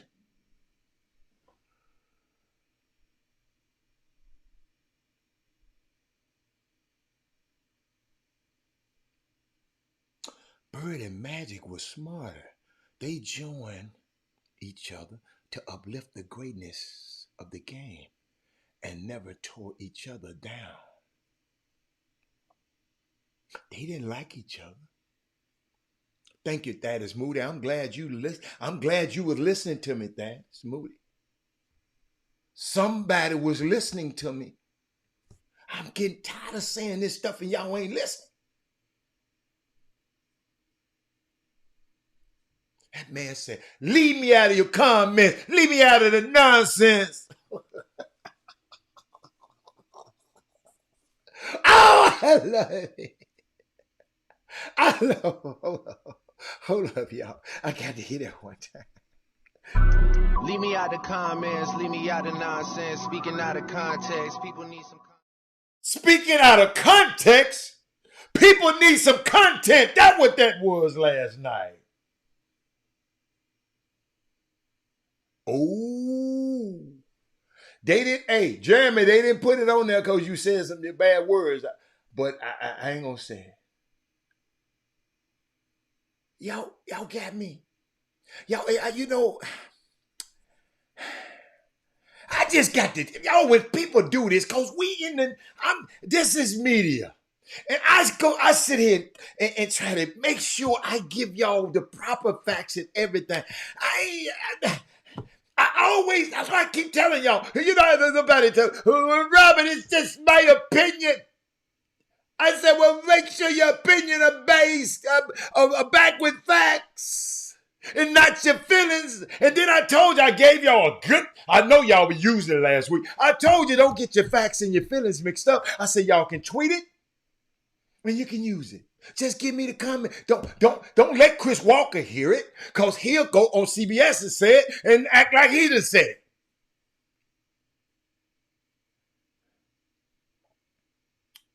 I ain't trying to take no Clemson or nobody off no rankings. Just be glad that get your own ranking. You know what kills me when people want to take somebody off the rankings?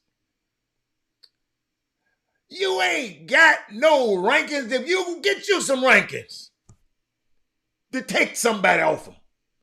They need to take him off. That boy Stephon Curry ain't played a game. There you go. I love you, Jeremy. Jeremy straightened up his tweet. Jeremy straightened up his comment. I like that, Jeremy, because the other one I couldn't tell y'all what he said. Hey, y'all.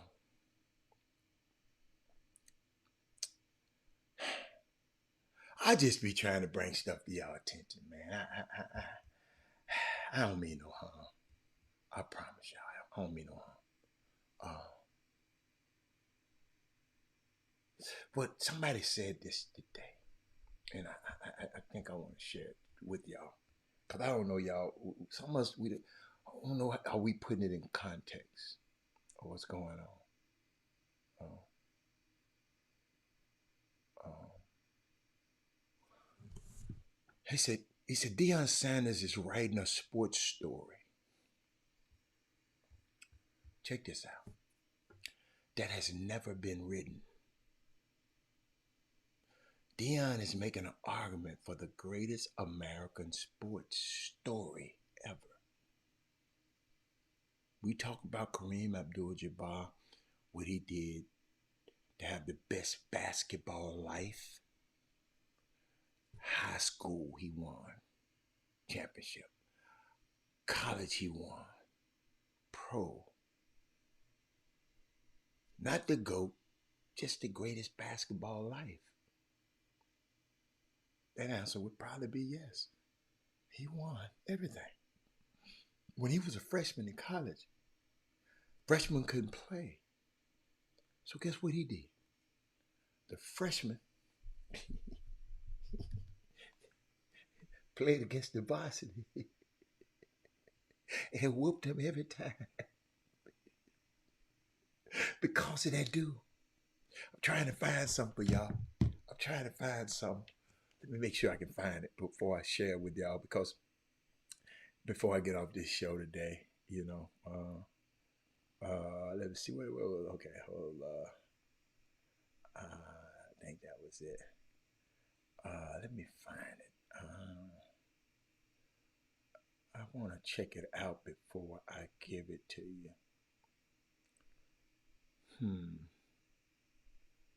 It's unique.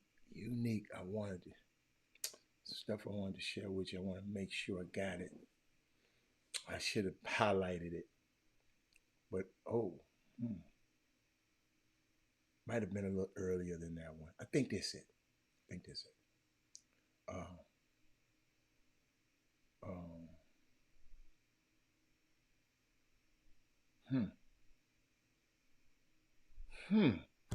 think I got it. I'm gonna find it. Let's see what y'all talking about. Why I bring that up? What y'all talking about? Who said something? Y'all lead. Just certain things, man, that I just like to share. I like to have a balance. Like every day, I have this this thing that I go through, and this thing I go through, and we talk about every day. I have this burning desire. I like, Robert, should I talk about what's trending, or should I talk about what we need to talk about? And I was thinking about Labor Day yesterday. If anything, Draymond needs to apologize for Steph, because absolutely. That is Moody. I don't want Labor Day to get too far from it before I give y'all this information. I was just thinking about us, thinking about y'all, think about me, thinking that, gave y'all the story the other day about, I was just looking at my life, right? Because I'm doing this stuff. Sometimes I just sit back and say, and when I tell you I have I was just thinking about when I came in yesterday, because you remember on Friday, I said that we wasn't on Thursday. I said we weren't gonna be on the show, right? And then I thought about it. I woke up and I forgot it was a holiday. See, when you're head down and you're doing the work, it's not labor, because you love what you do, right? So I was thinking about my ancestors on Monday who didn't have a choice but to get up and go to work. I was thinking about not having a choice to get up, and what a blessing it is. I can get up without even, can wake up without an alarm clock. You know, people look at me and tell me, Robert, you work too hard. You work too much. But y'all, it's a joy for me.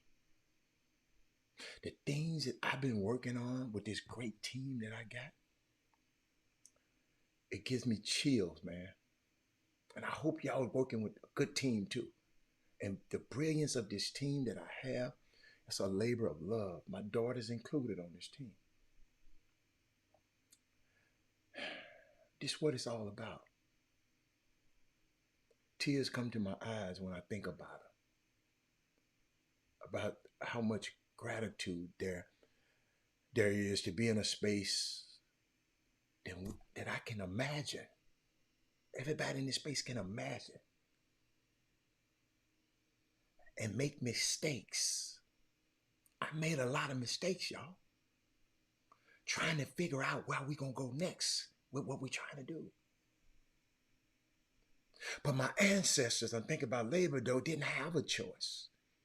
They had to be precise and do exactly what they were told to do. But I like what we're doing, because without a lash, without the threat of death, we can just create. And I think about them people didn't have that, what we got now. And we created a lot of greatness over the years. And we've evolved in a generation that the lash and torture, you know, and the horrors of trauma. But y'all, we also can create in love. That's what I like about this show. I'm full that I get to be here, and was here yesterday on a Monday and able to be here on a Tuesday. People talking about they got to go to work on Labor Day. I got up this morning thinking about what I was going to talk about yesterday. This is the work. This ain't no job, this is the work. They can fire you from the job. They can't fire you from your work. Because your work is who you are, what you do. I told y'all yesterday, I said I was thinking about the classes I sat on at Cornell when I was going up there and visiting my son all the time. I just wasn't going to sit my ass in a hotel all day. I went on the campus and went to some of them classes. Went at Harvard, went to sit in some of them classes. In Brown, I went and sit in some of them classes.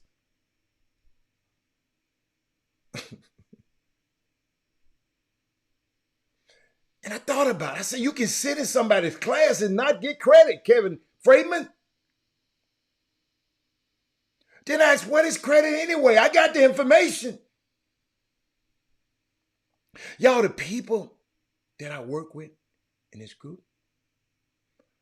I don't know if they have degrees or not. Some of them do. I never asked for a degree. Freight, all I know is these people know how to do the work, and they can do the damn thing. And that's what's valuable to me. I don't know if they have a degree or not. And I'm telling you, it really didn't matter. Now, that ain't going to work in corporate America. I told y'all yesterday, it ain't going to work. So you better get your degree, kids. Don't listen. I'm just telling you about what I'm doing. And do me a favor, don't stay in there 7 or 8 years fumbling around, talking about changing majors and all that. Because nobody has ever asked me my major. Nobody's never asked me my GPA or my minor. Spend that damn extra money if you want to. I hope you're somebody clipping this out and send it to these people. Unless you're into the sciences, or the engineers, or some specific that you need to know, get out quickly and get into the workplace and find yourself. Can you do the job? I was thinking about the first labor union on Labor Day. Labor union, Labor Day. Labor Day is not about going barbecuing, y'all.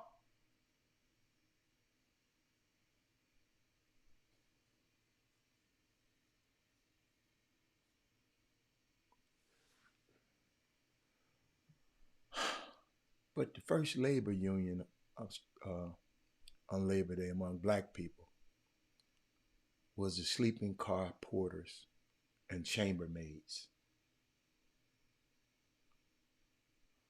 Thank you.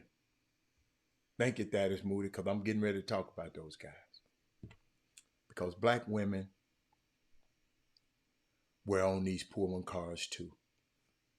Thaddeus Moody just put it up there. I know. I know. I know. I know you want me to talk about some foolishness right now, but guess what?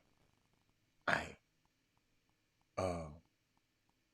There was a terrible disservice, betrayal really, of black women by the black men in the Union. Yes, I'm going to tell it. 1937, when the Brotherhood of Sleeping Car Porters and Maids negotiated a deal with the Pullman Rail Company. The deal for better wages didn't include the sisters. They left them out. Who were paid less, who did the grueling work on the trains because they had to fix the white women's hair and do the chamber pots and do all that nasty, all that stuff and clean the bedroom, stink ass people. There was one maid for every 50 porters, and there were thousands.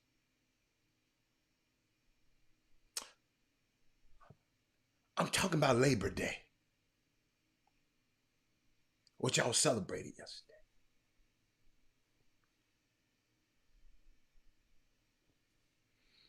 But they didn't include the sisters, man. In fact, in 1937, they dropped maids from the name of the Brotherhood of Sleeping Car Porters, which was a betrayal. It was a betrayal. But many sleeping car porters and maids, particularly the porters, were hired based on skin color.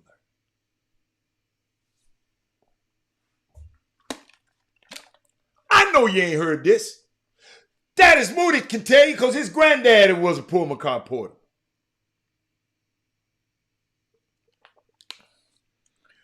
Do you think the lighter skinned porters or the darker skinned porters were preferred? No, the darker skin. Do you think this was a trick question, y'all? It was almost counterintuitive.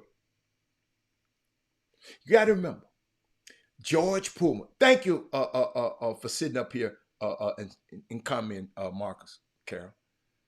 George Pullman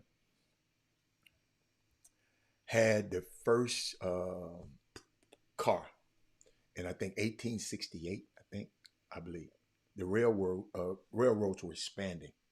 The Pullman coming out of Chicago, you Thad probably know that.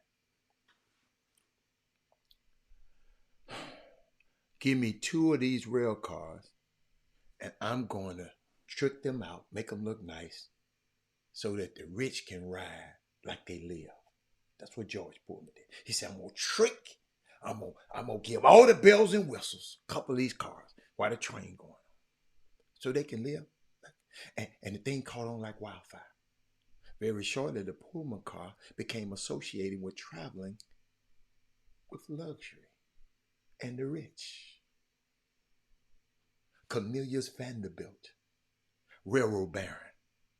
Baldwin, the railroad baron. Randolph, the railroad baron. George Pullman says, since at your house you have these N words cleaning up, I'm going to give you a traveling Negro. I don't know if y'all knew this.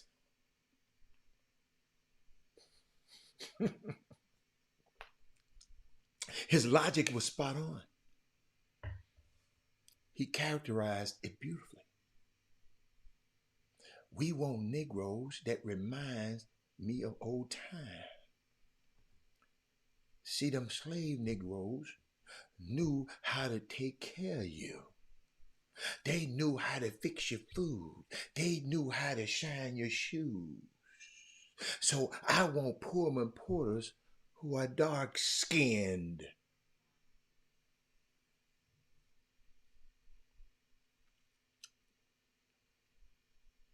It's incredible. There's a body of literature on Pullman porters and a couple of biographies by A. Philip Randolph. I think Larry Tyree had a book called Rising from the Rails. Pullman car porters, the making of the black middle class. The Pullman porter became a standard. 10,000 black men named George. It was a movie. They used to call all them dudes George. Because the nickname for all the brothers was the name George on the plane. The man could be Thaddeus Moody. Hey, George. The man can be Marcus. Hey, George, come here. Them white folks call all of them George, man. As in George Pullman. These were George Pullman boys. I don't like what they did to the maids. I don't like what they did to them. A. Philip Randolph was an incredible force, though. But he also made some serious mistakes. They made some mistakes with they divided us. Man, you just give us the money. Don't forget about the women. Man, you being just like them. Fellas. I mean, y'all, it's just, y'all, I promise y'all, man, it is so much fun learning this stuff, man.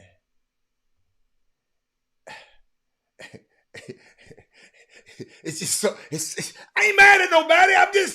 Y'all got to understand, it's just so much fun learning. I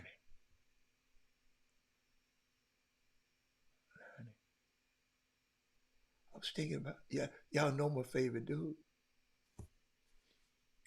Adam Clayton Powell. He had a run-in with A. Philip Randolph. They were they were at this thing, and Adam was supposed to, wait a minute, somebody was supposed to introduce A. Philip Randolph as the leader, and Adam just kept in there and took the mic and started talking. And everybody fell in love with Adam. They said, forget A. Philip Randolph. A. Philip Randolph was mad at Adam. Y'all, somebody go look it up. Look it up. A. Philip Randolph is mad at Adam Clayton Powell. It's missing me, but it's a unique story. But it gives me, I can finish the show because I always mention his name because I just don't want nobody to ever go through life and say they've never heard of Adam Clayton Powell. I just don't, because he was a civil rights leader for 20 years before the, think about this, listen to me. He was a civil rights leader 20 years before the civil rights movement. Boy, I wish I had some more water in there. Herb Baker. See, I know you done heard it because you done been around the show. But sometimes you might have clicked off the show. Y'all need to hear this. He has an impressive list of accomplishments. And I didn't know about him when I was a boy. I didn't know about him when I went to college. I had to find out about him during the pandemic, when I started studying Black history and Africana studies. His Don't Shop Where You Can't Work campaign led several businesses to hire Black workers in Harlem for the first time.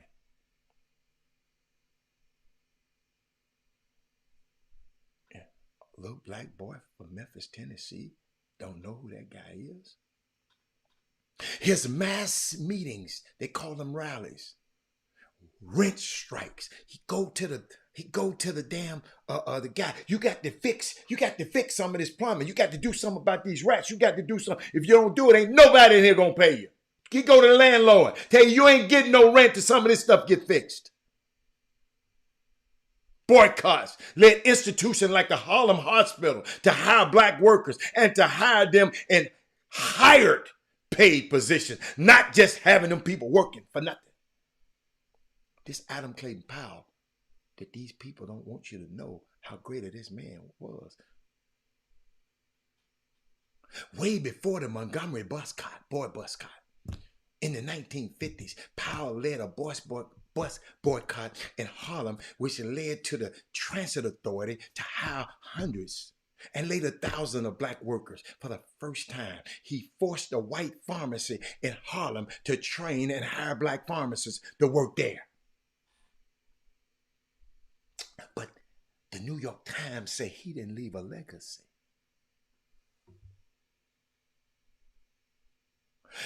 His efforts led to New York City University, CUNY, to hire black professors for the first time. C-U-N-Y. CUNY. He was often quoted as saying, mass action is the most powerful force on earth. That's why we need the numbers. That's why I said, share the show. I want mass actions is the most powerful force on earth, as long as if it's within the law. And if it's not wrong.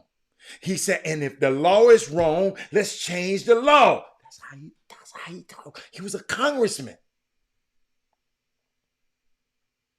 Powell practiced what he preached, using mass action and legislation reform to advocate for his people.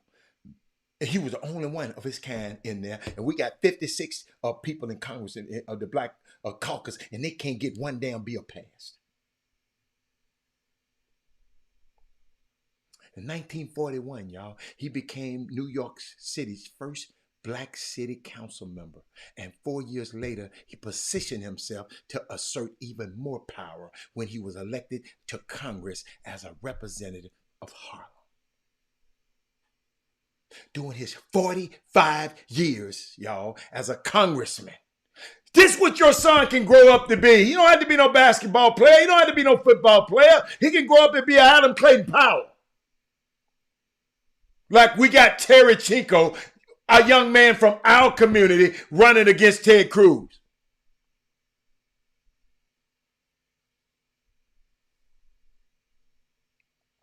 During his 45 years, y'all, as a congressman, he distinguished himself as being one of the boldest, most outspoken, defiant, and productive black politicians in our history. And I would like to say one of the most best politicians in that what Lyndon Baines John said, LBJ said, and you know he wasn't. If he said he was, he must have been, because he didn't like people that look like us. But unlike the leaders of the time, Powell understood the need for black solidarity, despite differences of opinions. Me and Kedrick Lewis can have difference of opinions, but I'm still with him.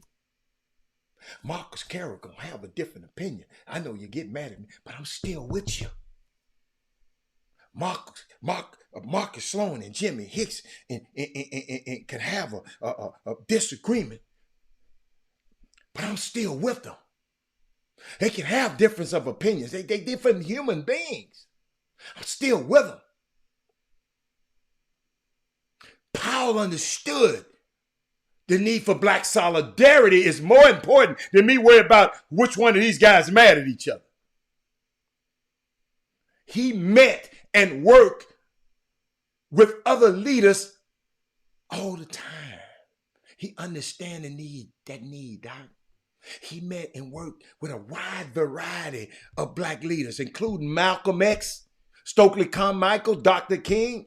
He talked about Dr. King a lot, though, among others. Say that old southern preacher down there. That's how he talk. That old southern preacher down there gonna get our heads whooped in down there. That's how he talk, y'all. You tell him Big Daddy say, I never forget. One of my favorite things is Al Sharpton was one of the guys that helped at the church, the Abyssinia Baptist Church in New York, big church. And Adam Clayton Powell didn't have a phone at home, so he had the phone that the president called him at church. That's why they always played research. And then they sent Al Sharpton down there to get him. He knocked on the door and he said, Mr. Powell, the president won't talk to you. He said, hold up, tell him Big Daddy's resting. I'll hit him. I'll get it back with him later. Then he get back to the church about 4 o'clock. Then he said, hey, Lyndon, baby, what can I do for you? This was this dude, man. This was this dude. For instance, the barber shop, the restaurant, and the gym facilities in the United States Congress had a policy that prevented black workers from using them. Powell challenged and ultimately changed the segregation policies in the Senate.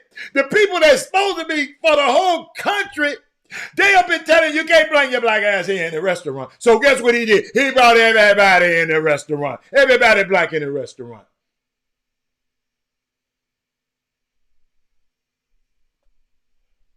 Coach Brooks, just saw Coach Brooks post happy birthday to weekly coach Jackie Carr. Okay. Coach Brooks' birthday.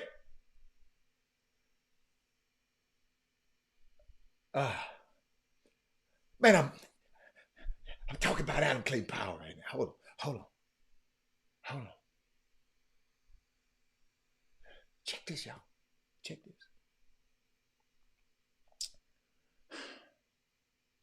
He in the restaurant. First time he come in there, he told the black waiter, he said, look here, man, don't let him spit in my food back there.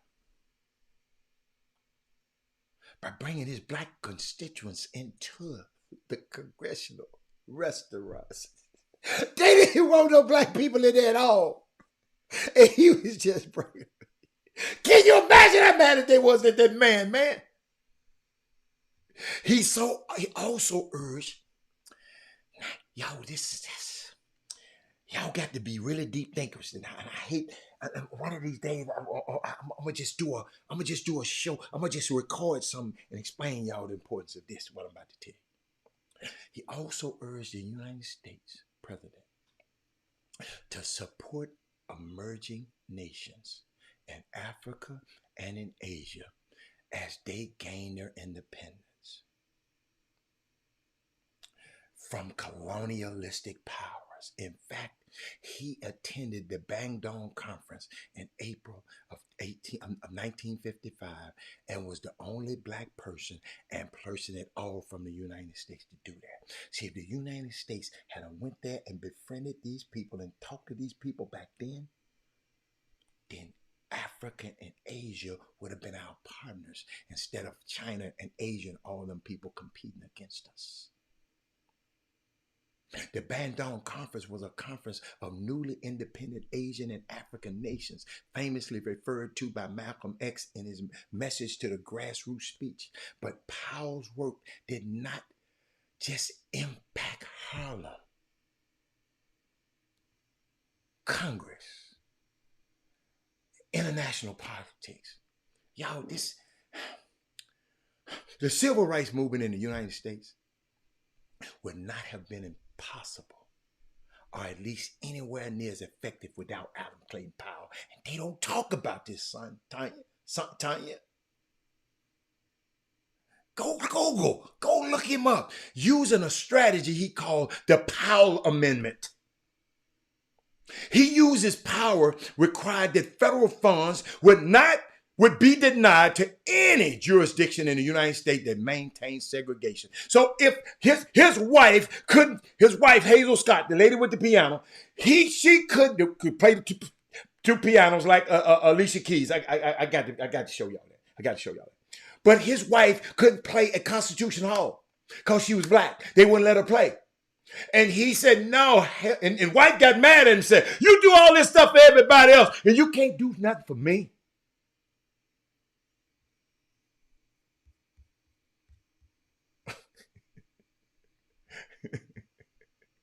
Hey, hold up. Hazel said, hold up. Let me see, can I find it? Hazel said, and you can't do it for me. This her right here, y'all. I want y'all to know who Hazel Hey, Scott, here. Bad mama.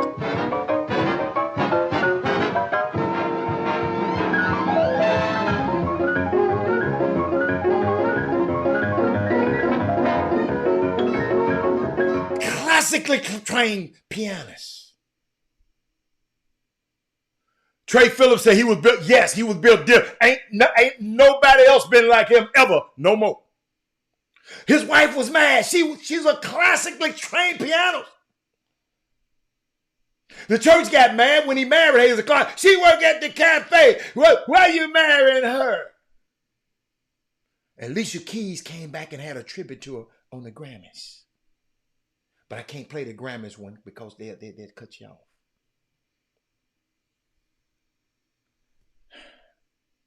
Eventually, his strategy and stance helped to craft the Civil Rights Act of 1964, which outlawed discrimination based on race, color, religion, creed, and natural origins.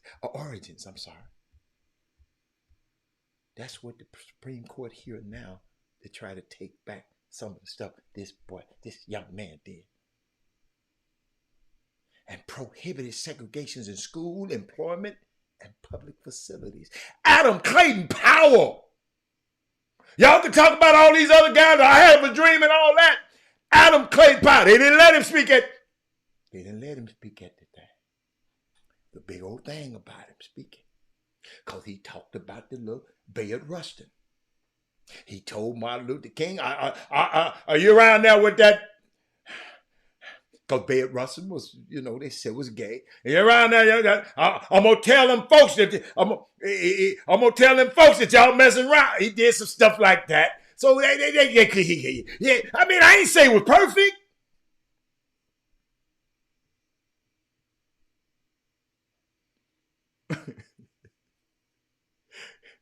Hey y'all, I'm almost all through. You might not be someone that studies history or political science. Okay?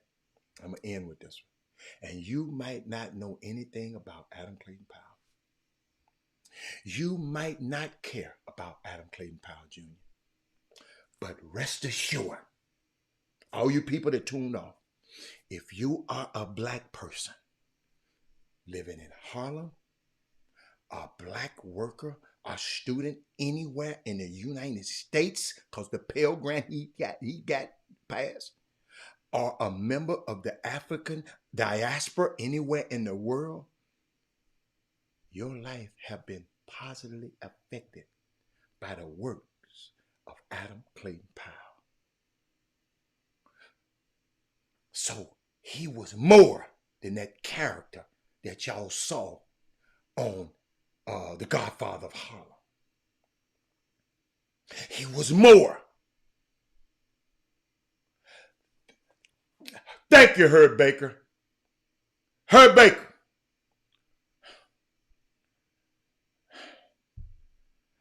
I didn't know this.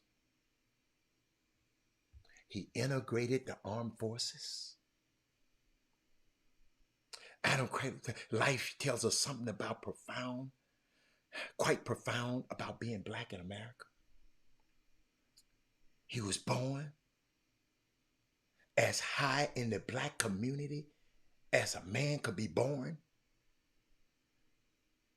And he was carried even higher by his own gifts and his love for the community that and the community loved him.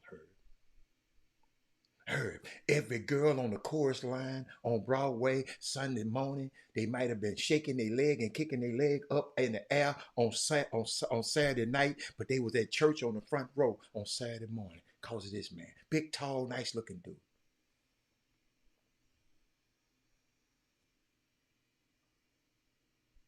And yet, no black person, at least up to the 20th century,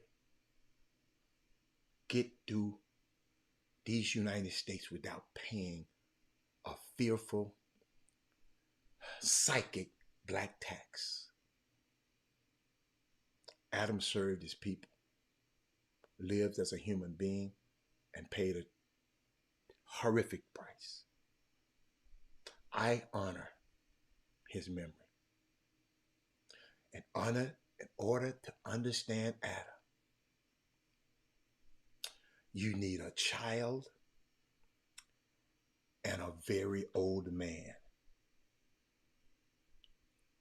You need a child to say the emperor of Harlem politics have no clothes. And you need an old man that said that there was a time when he had clothes and they were beautiful.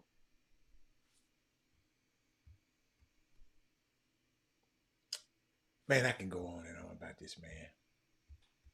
I can go on and on about this man, but I ain't gonna go no farther. I just hope it spurs somebody like it spurred me. Because when I first heard about him, I said, what? And I convicted myself. See, I ain't worried about what nobody else said about me. I'm hard on myself. I've been stayed in a hotel that I could throw a rock and hit his building. You got the Adam Clayton Powell Federal Building in New York City in Harlem. I passed by this place every single year because my son was playing basketball, I keep saying, at Columbia in Morningside, right round the corner. And I passed by all of these 4 years and never knew what the hell I was passing by because nobody told me on a sports talk show, because I was listening to all this other mess and ain't listened to the right mess. I've been listening to Gilbert Arenas and Rich Paul and them tell all them lies, and I ain't never would turn on the Chop Shop and say, what?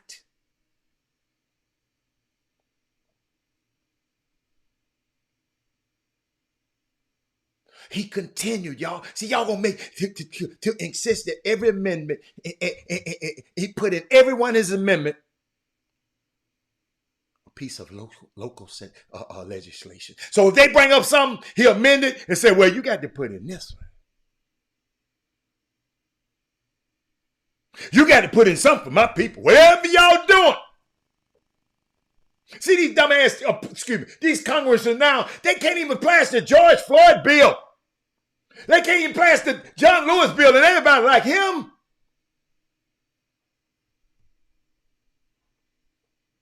It was called the Powell Amendment, and it denied funds to any state that segregated their damn facility. You ain't getting no money. And y'all, listen, he did this in the face of Southern congressional power. The amendment caused the defeat of federal aid to education and other social legislation because they was mad. Powell held up all the money. Till you give my black folks some money, I'm holding up all the money.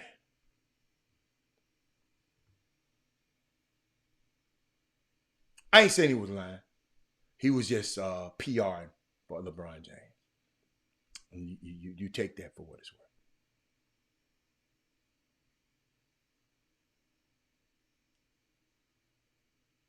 He lived in the late 40s and the mid 50s, y'all.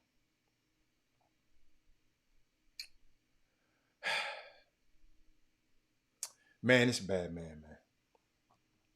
He was like a mythical figure who came to do battle on our behalf. And the New York Times, and I'm going to end here, wrote something when he died. They told Adam Clayton Powell, civil rights leader, preacher, he died. I'm paraphrasing. I'm just telling you how I took it. He died on April so-and-so.